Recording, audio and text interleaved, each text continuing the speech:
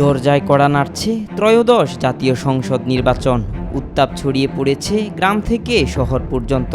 ভোটের মাঠ ঘিরে জল্পনা কল্পনা, গুঞ্জন আর সম্ভাবনার হিসাব কষছেন সাধারণ মানুষ থেকে শুরু করে রাজনৈতিক বিশ্লেষক সবাই। কে কার সঙ্গে যাবে, কে জোট বাঁধবে কার সঙ্গে, তা নিয়ে চলছে নানা সমীকরণ। এই আলোচনার ভেতরেই নতুন করে উঠে এসেছে জুলাই অভ্যুত্থানের চেতনায় গঠিত হওয়া জাতীয় নাগরিক পার্টি বা এনসিপির নাম। নতুন এই রাজনৈতিক শক্তি মাঠে সরব। এর নেতাকর্মীরা ইতিমধ্যেই বিভিন্ন অঞ্চলে জনসংযোগ ও নির্বাচনী প্রস্তুতি শুরু করেছে। জুলাই আন্দোলন ঘিরে তাদের সক্রিয়তা, কিছু এলাকায় জনগণের সাড়া এবং তাদের কৌশলগত বক্তব্য রাজনীতিতে এক ধরনের চাঞ্চল্য তৈরি করেছে। এই প্রেক্ষাপটে বিএনপির স্থায়ী কমিটির সদস্য সালাউদ্দিন আহমেদ সম্প্রতি গণমাধ্যমকে দেয়া এক সাক্ষাৎকারে বলেছেন, জামাতে ইসলামীর সঙ্গে নতুন করে কোনো জোট গঠন করার সম্ভাবনা নেই, তবে এনসিপির সঙ্গে আলোচনার পথ এখনও খোলা রয়েছে। তার বক্তব্যে পরিষ্কার, বিএনপি এখন কৌশলে পরিবর্তন আনতে চাইছে। অতীতে লড়াই সংগ্রামে জামাতকে সাথে নিয়ে পথ চললেও এখন তারা নতুন ও সক্রিয় শক্তির সঙ্গে সংলাপ ও সমঝোতার মাধ্যমে অগ্রসর হতে চায়।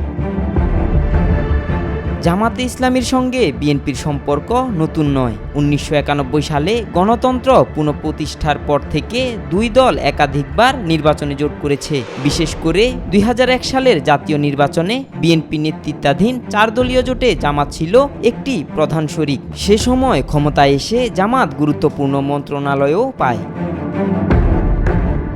একদিকে বিএনপি অতীতের রাজনৈতিক মিত্রদের থেকে দূরত্ব বজায় রেখে কৌশলে নতুন মাত্রা আনতে চাইছে, অন্যদিকে মাঠে সক্রিয় নতুন শক্তিগুলোর সঙ্গে আলোচনা ও সমঝোতার দ্বার খোলা রাখছে। তবে রাজনৈতিক বাস্তবতা হলো, জামাতে ইসলামীর নিবন্ধন ফিরে পাওয়া তাদের জন্য এক নতুন সুযোগ। দীর্ঘদিনের নিষ্ক্রিয়তা, বিচার ও দমন পীড়নের পরেও জামাত সাংগঠনিকভাবে মাঠে টিকে আছে এবং অনেক এলাকায় তাদের নির্ভরযোগ্য ভোট ব্যাংক এখনও অটুট। এবার ভিন্ন প্রেক্ষাপট।